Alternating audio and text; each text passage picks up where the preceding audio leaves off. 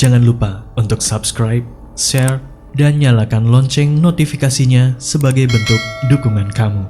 Do you see what I see?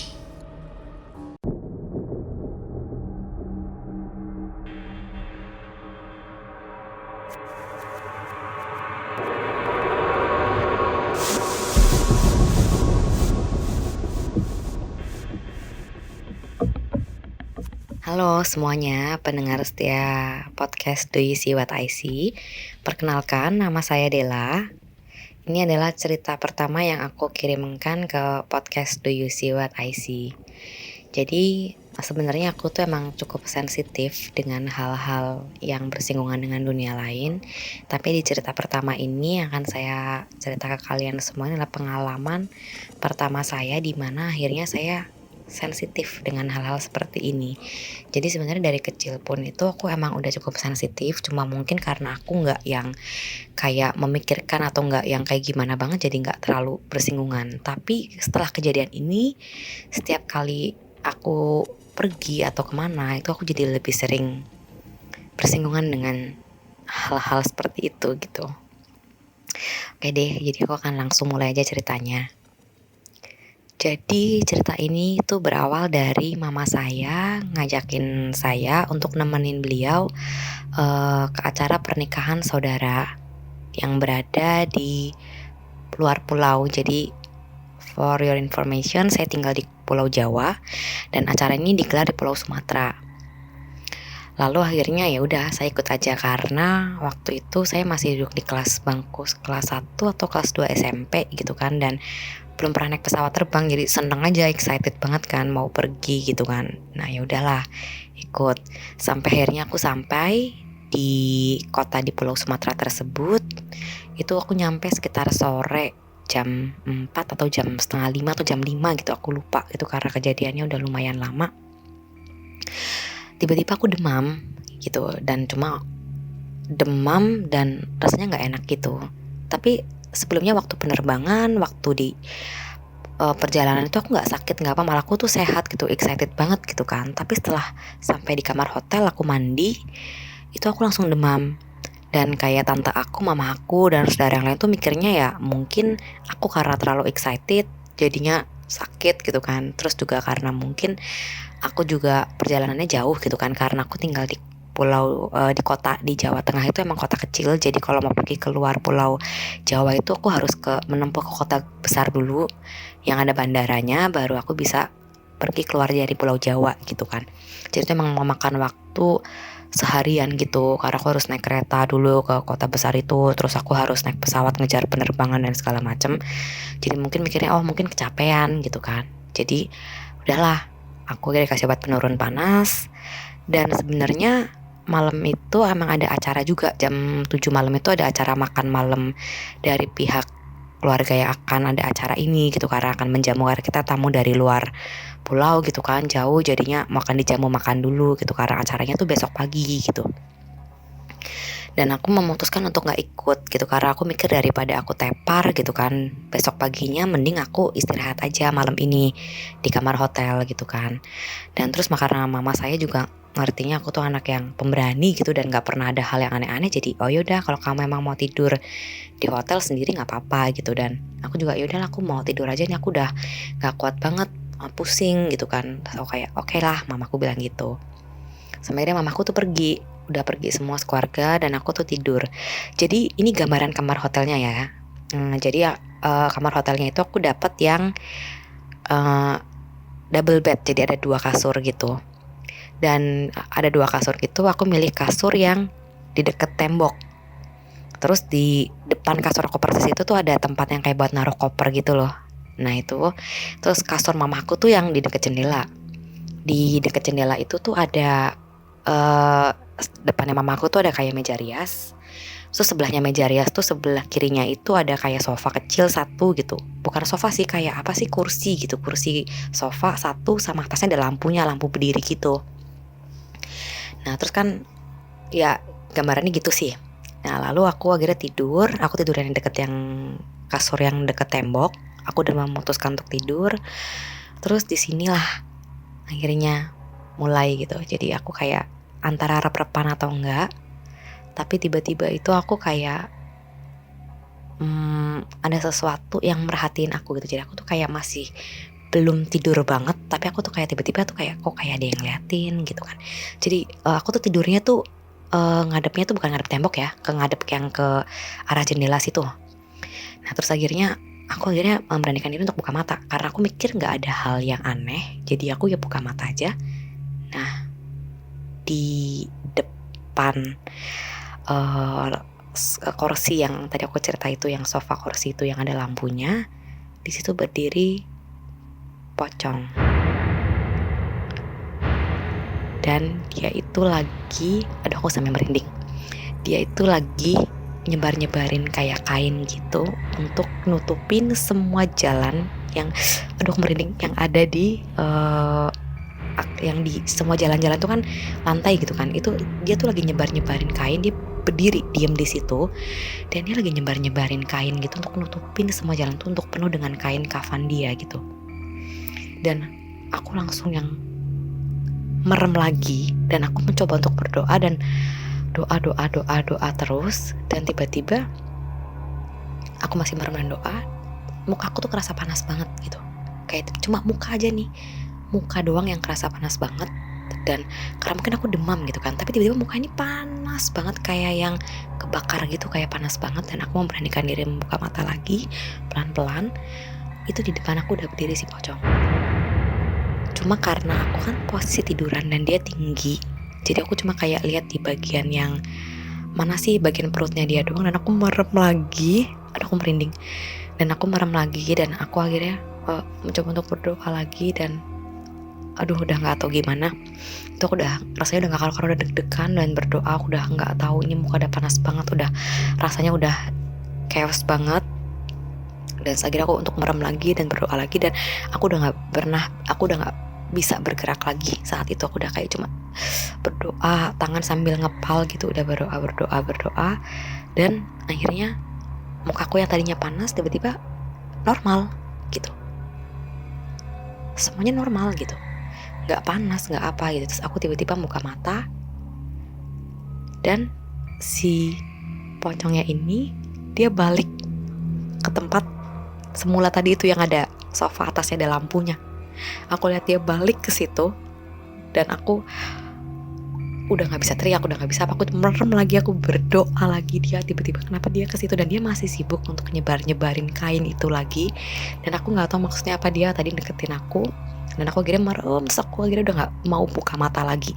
Aku udah nggak mau buka mata lagi. Dan aku akhirnya tetap kayak berdoa sama. Akhirnya aku tuh ketiduran karena mungkin efek dari obat juga, udah ngefly gitu kan segala macam. Aku tidur, akhirnya aku ketiduran. Dan aku akhirnya entah gimana aku kebangun lagi gitu, dan aku lihat semua tuh normal gitu, kayak AC kamar dingin dan kakiku tuh dingin gitu, kayak semuanya dingin, kayak normal aja gitu. Dan aku lihat semua sekitar si pocong udah nggak ada, kain-kain itu juga udah nggak ada semua. Tapi yang anehnya, tempat yang aku bilang di seberang aku itu ada tempat kayak yang buat naruh-naruh koper itu semua koper aku tuh jatuh ke lantai. Padahal koper aku tuh gede banget, ada 2 koper aku sama koper mama aku. Itu kopernya koper gede-gede gitu, karena isinya kan baju pesta dan lain-lain. Kopernya tuh gede dan berat, dan tuh nggak mungkin dong. Dan orang dorong pun tuh pasti pakai tenaga banget kan kalau mau ngejatoin gitu. Dan aku sendirian di kamar, dan semua kamar itu tadi maksudnya tertata rapi gitu. Maksudnya tiba-tiba tuh si koper itu tuh jatuh dua-duanya ke lantai, dan bajuku tuh berserakan. Aku udah speechless banget. Dan karena waktu itu tiba-tiba tuh gak tau kenapa panas aku turun. Tiba-tiba panas aku turun dan aku normal. Aku langsung ngambil handphone aku. Aku langsung lari turun naik lift untuk di lobi gitu. Karena aku mikir kalau di lobi ini pasti aman gitu, karena pasti rame, gak ada yang aneh-aneh gitu. Aku langsung ngambil handphone, aku langsung turun. Dan waktu itu handphone tuh masih zamannya SMS ya, jadi masih handphone jadul gitu, jadi gak bisa yang kayak apa sih, buka Google mau cari tahu kayak ini apakah aku cuma halusinasi atau apa gitu kan. Jadi aku cuma panik, langsung aku karena waktu punya tenaga langsung pencet lift turun, dan di lobi itu rame dan aku tenang banget di situ. Dan aku langsung nelpon mama aku. Waktu aku nelpon mama aku, Aku bilang cuma kayak mam pulang mam, pulang, ayo pulang ke hotel sekarang gitu kan. Terus mamaku panik, loh kenapa gitu kan, ayo mam ini kan udah malam, aku bilang gitu, kok nggak pulang, aku bilang gitu. Terus akhirnya aku bilang, loh malam gimana, orang mama ini masih di jalan mau ke restorannya ini gitu. Dan aku lihat jam itu tuh masih sekitar, dari mamaku pergi itu tuh, mamaku tuh pergi sekitar jam 6:30 ya, ini tuh baru jam 7 kurang 10 atau jam 7, pokoknya belum jam 7 teng gitu loh. Padahal aku tuh ngerasa selama aku tidur tuh aku tuh udah dan ketemu dengan si pocong ini, dan aku tidur itu kerasa kayak udah 2 atau 3 jam gitu lamanya. Aku gak ngerti lagi gitu. Aku bilang, mami masih di jalan, baru mau menuju ke restoran gitu, mama masih di jalan gitu. Dan mamaku panik, kamu kenapa gitu kan, sekiranya mamaku aku digangguin orang atau ada orang salah masuk kamar, atau mamaku mikirnya hal gitu. Aku bilang, enggak mam, aku mau mami pulang gitu. Yaudah tunggu aja gitu, udah kamu pesan di mana, di lobi, yaudah kamu tunggu di lobi gitu. Akhirnya mamaku abis nganter saudara-saudara ke restoran, mamaku balik ke hotel dan lihat aku di lobi, aku tuh udah nangis ngejer. Dan aku tuh gak bisa cerita apa-apa, dan mamaku tuh ngeliat aku tuh mukanya pucat banget gitu, tapi demamnya udah turun tapi mukanya pucat. Sampai akhirnya aku tuh mau balik ke kamar tuh takut banget, gak berani balik. Dan aku bilang ke mamiku, mam kita pindah kamar deh gitu. Kenapa sih? Enggak, kita pindah kamar, aku gak mau tidur di kamar ini gitu loh. Kenapa? Terus mamaku juga masuk, koper yang berantakan itu semua balik seperti semula. Itu aku sekarang rasanya kayak aku tuh gila, halusinasi atau gimana gitu kan.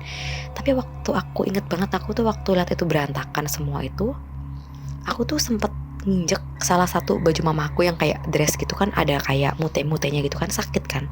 Dan telapak kaki aku tuh sedikit kayak kegaris gitu loh, karena aku mungkin nginjek mute-mutenya itu yang lancip gitu kan. Dan kakiku tuh kayak kegores gitu, kayak ada goresan dikit tapi berdarahnya gak banyak, dan aku juga gak berasa.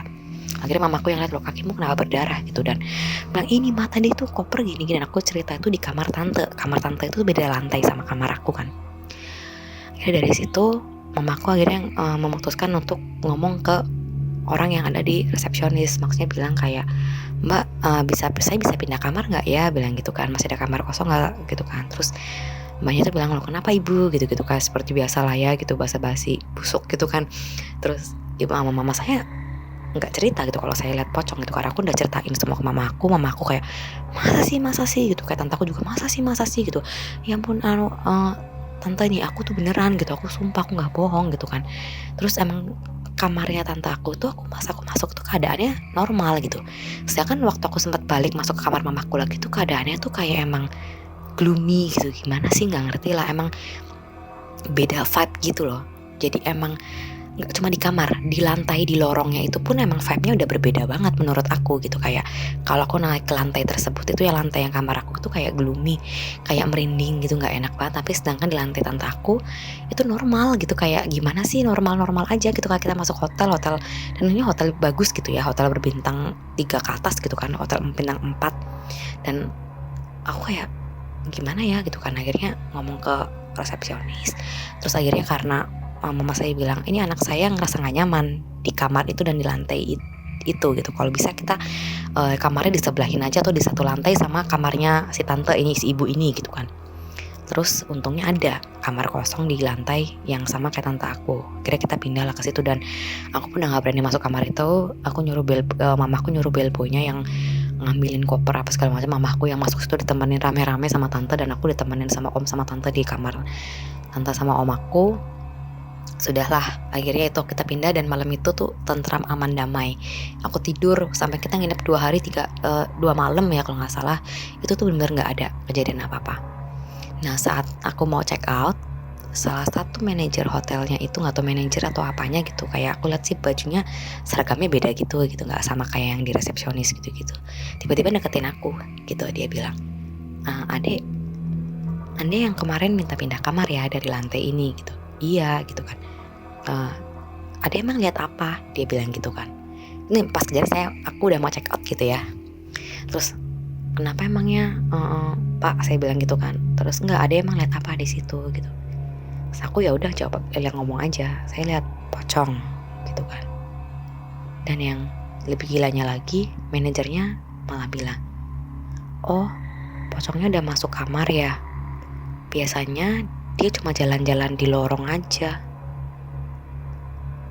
Oh my god, di situ aku udah kayak oh my god gitu udah kayak dek gitu kan. Terus mamaku bilang kayak, oh gitu ya Pak, emang di lantai itu emang kenapa? Iya Bu, emang sering banyak yang diganggu di lantai itu, tapi gak semua orang diganggu gitu. Mungkin karena adek ini sensitif dan mungkin juga adek ini gak tahu gimana jadinya dia nunjukin. Tapi biasanya gak pernah saya masuk kamar, cuma sampai di lorong aja gitu. Dan dia akhirnya minta maaf dengan kejadian itu dan dia akan berjanji mau bersihin hotelnya itu, misalnya dibersihin dari hal-hal kayak gitu karena ada kejadian kayak gini lagi, dan dia nggak mau tamu sampai khawatir. Dan dia akhirnya kayak ngasih kompensasi gitulah, kayak kompensasinya sih waktu itu kayak free voucher apa sih, makan breakfast atau apa gitu, aku juga nggak ngerti deh. Mamaku yang waktu itu aku juga nggak ngerti karena terus dan pengen cerita ini nggak di blow up gitu, maksudnya jangan disebutin nih hotelnya ini ada setannya gitu-gitu segala macem. Cuma mamaku kayak oh ya udahlah, toh saya juga orang jauh, nggak mungkin saya cerita-cerita lagi gitu kan, karena emang saya tinggal di Jawa gitu kan. Dan hotelnya pun aku juga sebenarnya lupa sih, tapi hotelnya tuh hotel bintang 4 atau 3 ke atas gitu deh, hotel bagus deh pokoknya. Udah deh, sekian dulu cerita dari saya. Nanti kalau ada kesempatan lainnya saya akan bercerita lagi, karena kebetulan saya juga orangnya sering bepergian gitu, dan karena sering banyak acara-acara di luar kota, dan saya sering banget bersinggungan dengan hal seperti itu. Setelah kejadian ini saya SMA, saya kuliah, saya tinggal di kosan, dan itu semuanya itu banyak banget ceritanya. Dan nanti aku kalau ada waktu aku ceritain lagi. Terima kasih semuanya.